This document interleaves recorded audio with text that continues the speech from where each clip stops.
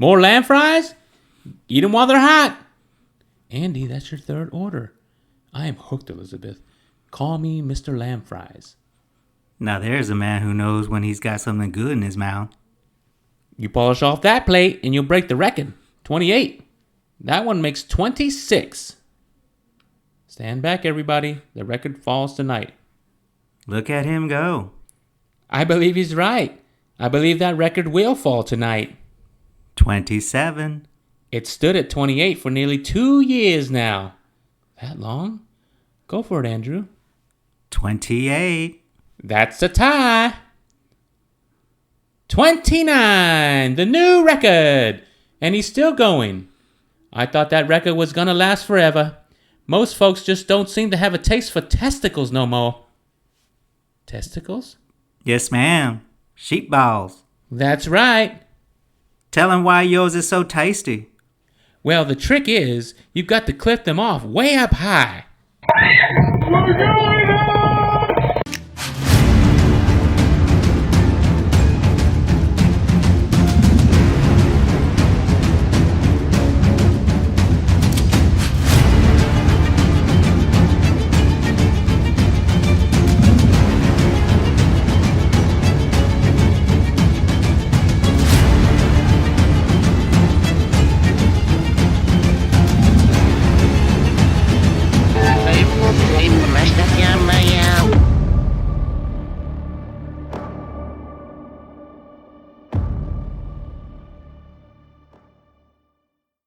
Hello and welcome to Misfit Apparitions, the podcast.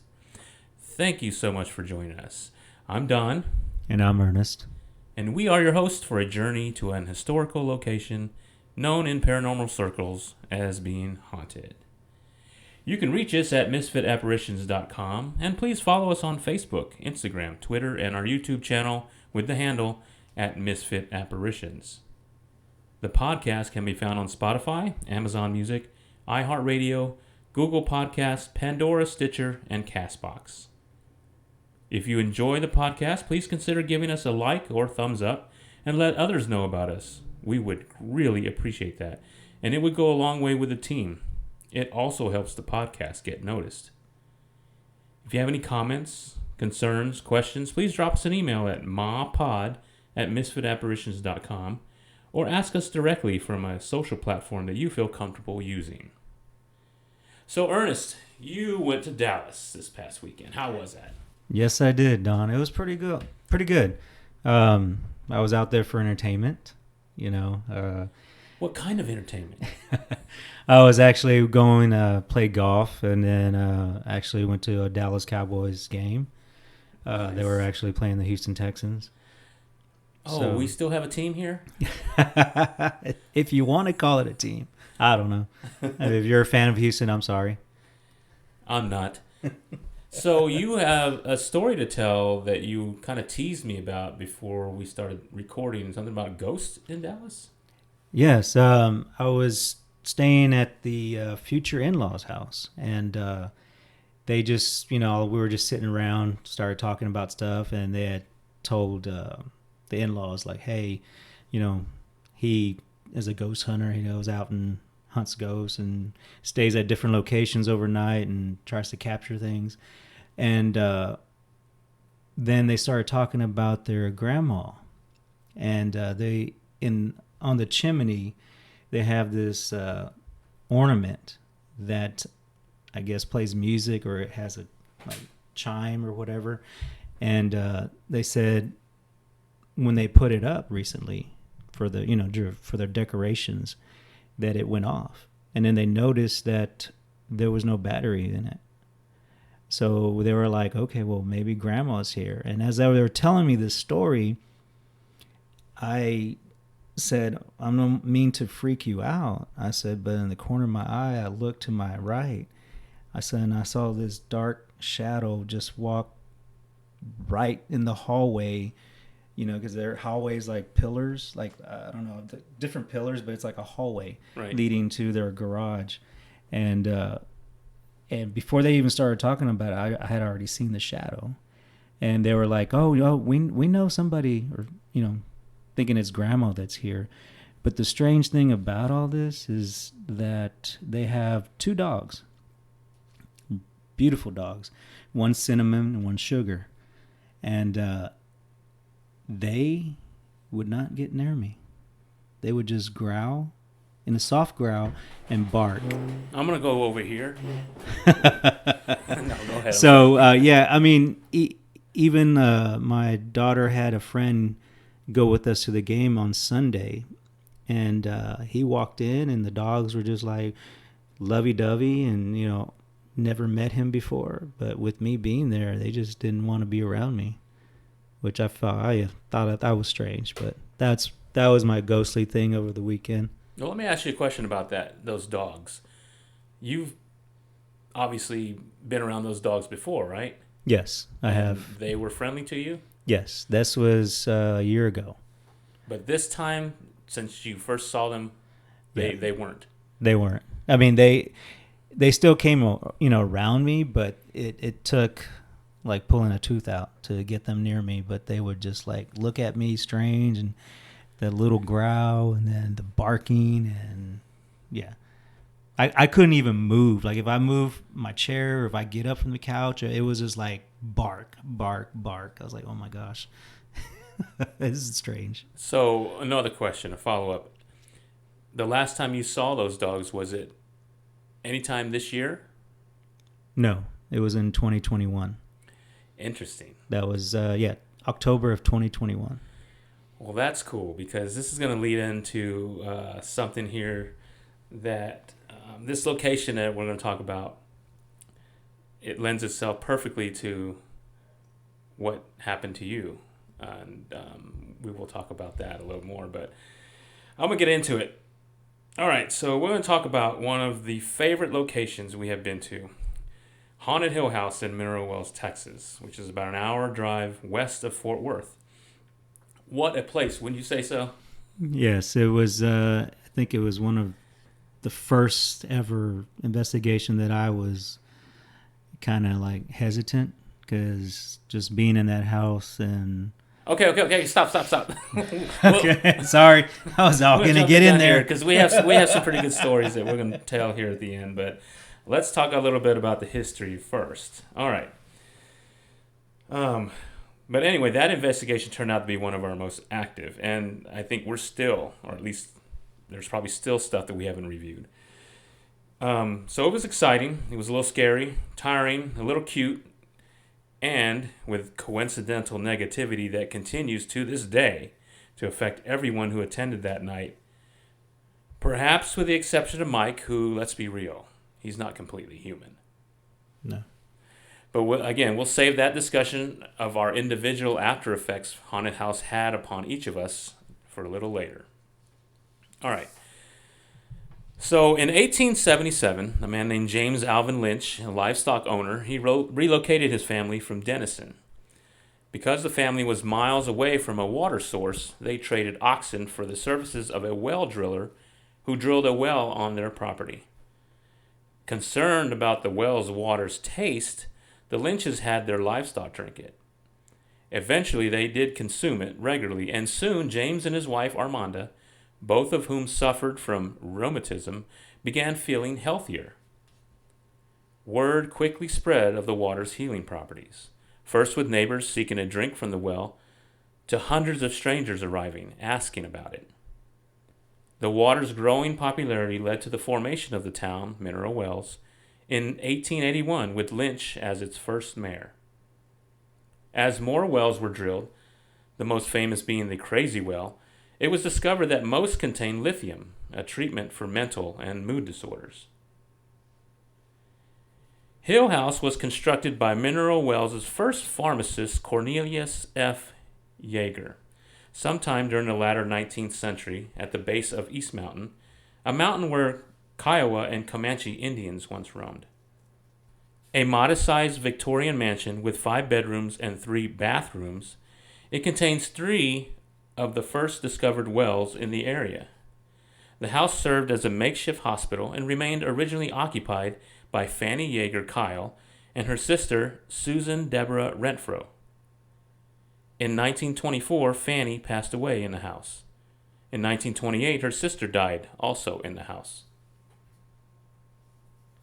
The hospital the house once served as ended soon after her death. Meanwhile, the 14-story Baker Hotel was being constructed less than 500 feet away. The hotel would soon have strong ties to Hill House. The Baker Hotel opened in Mineral Wells just 2 weeks after the stock market crash of 1929. Hill House's direct proximity to the hotel provided its guests with an inconspicuous location to gamble, seek the services of prostitutes, and consume alcohol during Prohibition. Upstairs in the house, there is a hidden bootleg room where alcohol was bottled and stored. Essentially, Hill House became a gambling den, a brothel, and a speakeasy. The combination of these, at times, would welcome violence and, unfortunately, death. Eventually, Hill House became a home again, and quite often simply rental property. Ownership of the house changed very often. On more than one occasion in the 1990s, the house was sold to the buyer, who sold it back to the seller. In 2014, Phil and Kim Kirchhoff became its new owners, intending to restore the house, but during an estate sale to offload furnishings left behind by previous owners, they learned about its neighborhood reputation as being haunted and full of paranormal activity. Hill House officially became known as Haunted Hill House, with the Kirchhoffs abandoning their restoration project and Phil becoming a weekend host to paranormal teams eager to experience the paranormal activity Phil and his wife experienced. According to DallasNews.com, when Phil put up the house for sale in 2017, quote, "He won't mow the lawn, not even in the middle of the day. The ghosts, some adults, some children, come out at all hours. That house is as wacky in the middle of the day as it is at night," end quote. The two have never lived in the home and say they never will. Enter current owners Catherine and Sonny Estes, who purchased Haunted Hill House in 2018. They made the house livable again and turned it into a paranormal research center. With the exception of the month of October, Haunted Hill House is available to individuals and paranormal teams to investigate for a fair price, which includes all the equipment a person or team will need.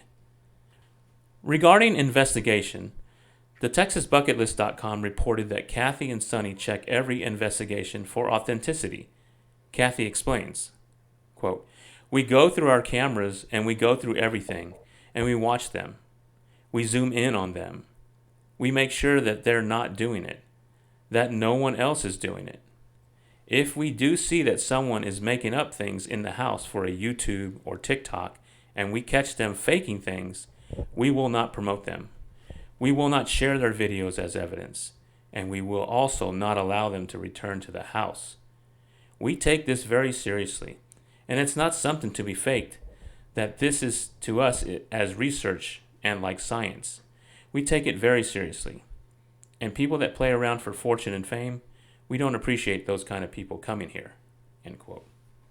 It's their world. I'm just living in it. These words quoted by Catherine Estes summarily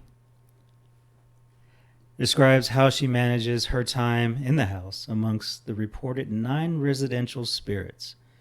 Visitors to the Haunted Hill House have reported having headaches, becoming nauseous, and ill upon stepping foot in the house, or even just stepping on the grounds surrounding the house. Furniture moves on its own, doors get slammed, electronic appliances get turned on, objects thrown at both owners and visitors.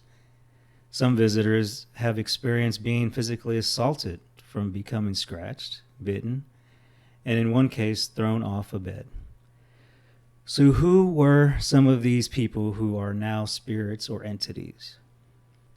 William Willie Lester Kyle, a card player who likes playing Texas Hold'em or blackjack in the scratcher room. Jacob, an 8-year-old boy and son to Willie and Sarah Kyle, who accidentally hung himself outside in 1940. Joshua, a disfigured boy and also son to Willie and Sarah, who lived on the second floor at an age 6, was beaten to death by his father. Sarah Elizabeth Kyle, also known as the Lady in Blue, was the niece of William Willie Lester Kyle, who also raped her at 13, and mother to Jacob and later Joshua. She attempted to stop Willie from beating Joshua, but Willie shot her in the stomach on the stairs. She has a soft-spoken voice and is referred to as the protector and true spirit of the house. Madeline, a 5-year-old girl who in 1978 was hit by a car in front of the house and died on the sidewalk. Priscilla Blair, a prostitute who in 1955 shot and killed Barton Curley Kai, and then shot and killed herself in the suicide bathroom inside the shadowman room. The suicide bathroom was sealed shut after the murder-suicide until just before the house was sold to the Estes. Shadowman, 7-8 feet tall, whom all spirits are afraid of, and who was not invited in the house. He unlocks car doors, activates car alarms, rummages through car glove boxes. He throws rocks at people and at windows, breathes right near a person's ear, and touches women inappropriately. Asmodeus, who pretends to be a very young boy named Toby, is the resident demonic who was summoned by an occult of girls using an Ouija board upstairs in Emily's room. So Haunted Hill House is ranked as the most haunted house in Texas and number 3 in the country by Good Day America, and listed as the spookiest home in the state by Big 7 Travel. If you are ever in the state, especially in their Dallas Metroplex, and believe you have what it takes to stay at night and just want a tour, give Catherine Estes a call. And if you decide to stay the night, take comfort knowing that before departing in the morning, Catherine offers guests the option to be blessed by holy water to ensure you arrive home safely. She even blesses your vehicle. Wow. Those are awesome spirits. Most of them seem to be related, which I think Kathy had talked about when we went there. So let's go into our trip back in January of 2022. The beginning yes. of the crazy year we've all had. Wow. So I know before we came there, you were talking to me about dreams and things that were going on with you, and of course you have that power, my friend. So yeah, I remember I was mentioning something that I had a dream about being in the attic and things moving and some type of shadow coming at me, and I remember that one particular moment when we were in I believe was it Jacob's room? Jacob's is downstairs. Oh, so it was Joshua's room. Joshua's upstairs, yes. Yes. Well, in Joshua's room, there's a little hidden door that you go into the attic. And so you and I had gone in there. And it was kind of like, almost kind of like the dream, because that's when Mike came through the door. And of course he tried to scare us by banging on the wall. And when I had said, no, that's Mike. Yeah. But anyway, Mike came in and he said, hey, Matt and I just heard the spirit box say your name, Ernest. And that's just, I don't know. I guess that ties in with my dream being in the attic. Mm-hmm.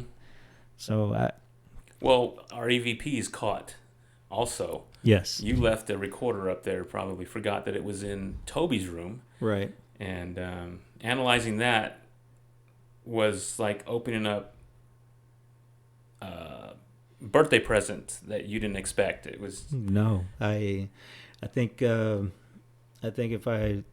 I'm correct, I think it was my name was mentioned 5 times. Yeah, at least. Yes. At least 5 times, and I don't know what. And Toby's name was mentioned probably double that by different voices. It gave me the chills because when we analyze these, we have headphones on because it's the best way to listen.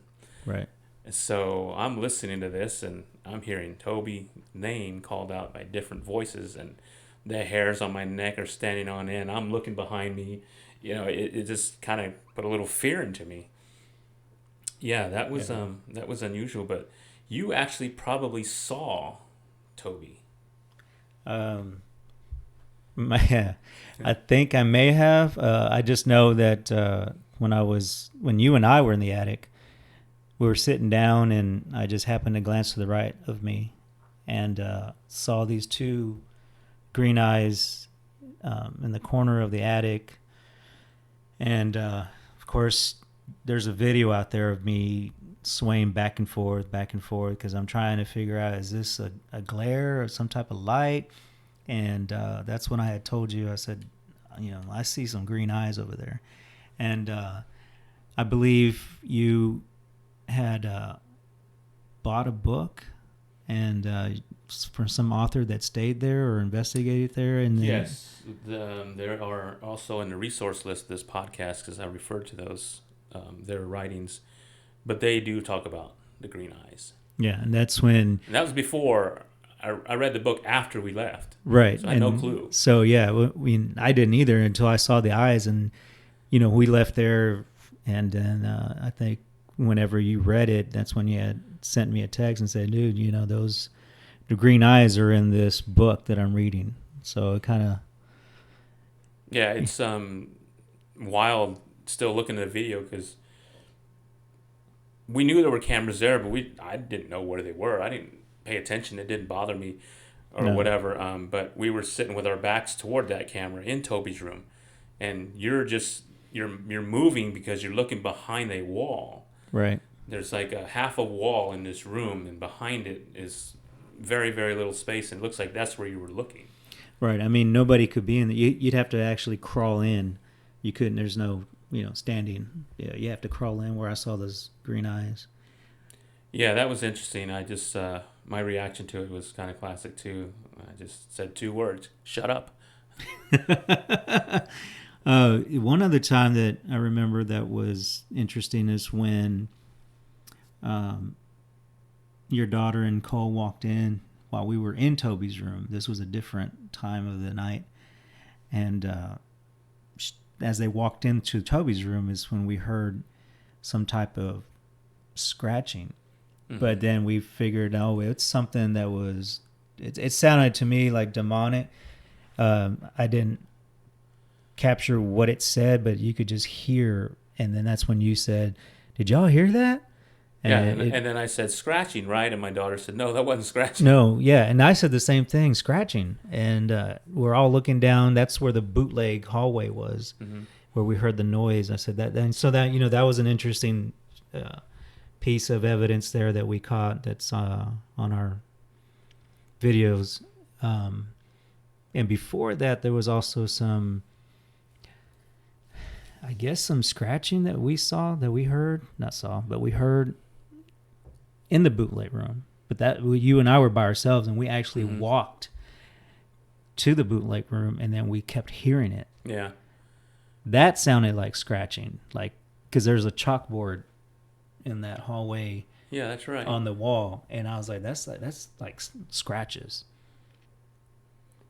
There was Sonny Estes, kudos to him, because the man was sending us videos throughout the night. I didn't know he was going to do that, but our accounts were blowing up with videos he was sending of EVPs that were being captured around us.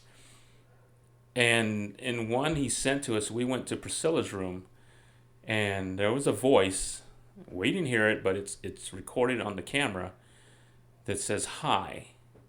Yes. And then we're there, and then he sent us another one of us leaving, and the female voice said, "Good night." So I thought that was Priscilla until I learned how kind of mean Priscilla was. So I'm going to chalk it up as to being Sarah Elizabeth Kyle, because Catherine talked that she's the spirit to listen to. She gives you warnings, and she tells us if she ever tells you something, listen to her. So I got a feeling that might have been who that was. I don't know. There was nobody else in there. Right. There was another incident that happened that um, kind of took you by surprise. It involved Crystal. Crystal and Sergio were not part of the team at the time, but they were upstairs in Toby's room. Mm. Oh, And yeah. everybody was in the kitchen except for Sergio and Crystal, and you weren't there. You were in the restroom, Yeah, I'd gone to the restroom. and so you can explain the rest. So, yeah. So, go to the restroom, and then all I hear is this scream, and I know it's a woman. And I'm like, oh, what's going on? Trying to hurry, wash my hands, get out. And I walk into the lounge where everybody was supposedly at when I left. And I was like, okay, there ain't nobody here. Did they leave? And then that's when I heard you guys upstairs. So I ran upstairs, and yeah, that was that was awesome that Crystal screamed because she said she heard something, I believe, and that's why everybody ran up there and left me by myself downstairs. Yeah, she that video recording with the EVP is also up on her YouTube channel. It's same kind of scratching sound that caused her to scream, and that's the scream you hear at the beginning of our podcast. Right. Yeah. So, I think for me, throughout the whole house, that the different rooms that we were in, mine was Toby's room that gave me, the chills, and I think the other one was the shadowman room. Yeah, those two just didn't settle right with me when we were there.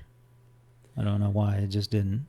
I remember sitting in that bathtub for a while. I didn't do the Estes method as Catherine suggested, but in that suicide bathroom, I did sit in that tub in the dark, and I didn't feel or hear anything. And I did the same thing in the portal room, which is beneath the stairs, where Kathy suggested to take a photograph. There's a mirror there. Right. And I took multiple photographs. I didn't see anything in those. But the room if we go back and if we happen to stay more than one night, I would prefer to sleep in the axe room. Oh, yes. Yes. That would be awesome. But one thing that I remember during our tour with Catherine, we were in the scratcher room, Mm-hmm. and we were all in there. She was giving us the whole history about it, and she had said, as looking out the door, she had said, I just saw a shadow go by. And I'm thinking, okay, I'm the closest one to the door. So that's when I knew that this was going to be a good investigation. Yeah, it was kind of scary. And half of us slept and the other half stayed awake. So the next day, well, actually we were just still awake. So Catherine blessed those that wanted to be blessed, and she said that she blessed our vehicles, and everybody went on their way. My daughter and Cole went off to the Fort Worth area, and I got a call while we were leaving saying they were having car problems. Yes, I remember that. And I don't know if it was probably right after that point. We almost got into an accident. I think we were still on the outskirts of Mineral Wells. Yes, we were. There was an 18-wheeler that pushed us to the grass area. Yeah. And then before that, there was an SUV that just didn't see us. And, that was strange. But, the other thing that was strange was when I don't know what area we were in, but that's when I said I felt a kick in the back of my seat. Of course, nobody's in the back seat. It's just me and you driving. It's just like if there was a child in the back kicking at the seat. And I turned around a couple of times, and then you had asked me what's going on. And I said, you're not going to believe this, but I felt kicking the back of my seat in the car. And then you felt something, and then I felt my left pant leg being pulled down, being jerked down. So, of course, at that point, it's like, okay, all bets are off. This is bullshit. Yes. We're not going any further because I was kind of upset about it, and we didn't want to take anything back with us, and we were thinking that's probably what was going on. So we hit the nearest gas station in the parking lot, hot boxed the thing, cleansed with sage, got a few stares from a elderly couple in a truck next to us because we didn't let the smoke out. It just Right. stayed Yeah, in the car. So, you guys smoking in there? No. Yeah, man. Hey, man. Yeah, we We're got some just- good sage here, man. We're just not allowing the demons or whatever to follow us back. So yeah, which is kind of crazy that happened, but there's been some events since then in my life that have I hope that they're just coincidental. I tell myself it's got to be just coincidence, losing 2 dogs, daughter moving back home, daughter having a health scare. It's just crazy, and you probably have gone through the same thing. Yeah, I had a few things happen to me. Nothing like that, but strange things that goes on. Bump in the night as I'm sleeping. Ever since then, I've had multiple nightmare dreams that will wake me up in the middle of the night. It's just a constant nightmare for me during my sleep. I've got a dog that sometimes will just sniff in the air out of nowhere and just kind of like stares at a couch, stares at a chair, Mm-hmm. and of course you don't feel anything. I think one time when I was doing some work on the computer, I just felt uneasy to where I got the K2 meter out, and I think I sent that to you and Mike, that it was like full-fledged green. I mean, that was kind of, I was trying to make sure that my phone wasn't causing it to go off, but I just did it because my dog was acting weird. Mm-hmm. So yeah, there's still things going on till to this day right now. Well, Dallas, hello. Yeah, Dallas. I mean, it just I do wake up in the middle of my sleep, and I'll hear my daughter calling, "Dad, Dad," and I'll wake up, and of course it's just me. She's not there. Mm. So yeah, those are make your If I'm ever at your apartment and I'm just like blitz drunk, let me drive home. Okay. You want to? Don't let me stay at your place.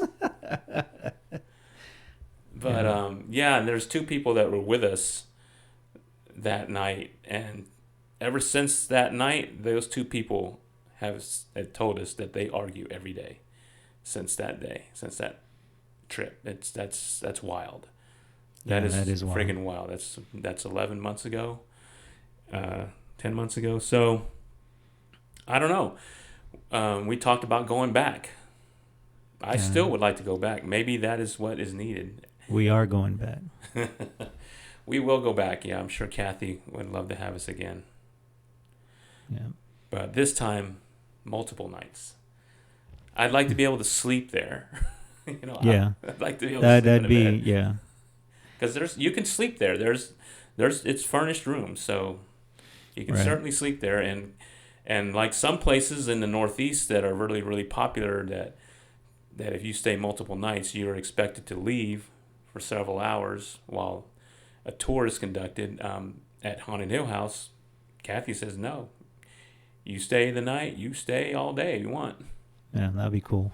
I think 2 nights would be good, so we can capture more stuff. Mm-hmm. I mean, because just that one night, our very first night ever being there was a lot of stuff that we couldn't explain. And Kathy said the spirits liked us, or the spirits were active. So Yeah, my name was called out. oh, thanks for mentioning that. So in researching this, I went back and looked at video that we shot of Kathy's tour, and I went online to see other groups that posted their investigations on YouTube. And I don't remember the name these two guys, and I apologize. They look like they do a really good job. They got really good equipment, and they look like they know what they're doing, but I don't remember their name off the top of my head. But they were there in July, this past July, 6 months after we were there. And so I'm watching this, and the spirit boxes, Sunny spirit boxes going off. It's saying names and stuff like that. And I hear the name Ernest. Oh, damn. And I hear it again. Oh, damn. And again. So what do? I text Ernest, or I tell him, like, hey, dude, Oh my God. they want you back. Yeah. Wait, they want me back. We're going back. See what happens. Maybe they got a present for me. I don't know. Maybe you should go in first. Just case the joint. I don't know. Oh. Yeah. We leave you in there for a little bit and see if they want just you in there for a little bit. Yeah. Yeah, we'll definitely go back. It was a fun place to be. I thought it was. But maybe not so much in the wintertime. It was cold. And not in the summertime. So it has to be in the fall or spring. But we'll definitely go back. Yeah, there's no heat or AC in there. Just in that one piece of lounge that we stay in. Mm-hmm. That's the only heated place, or the AC works.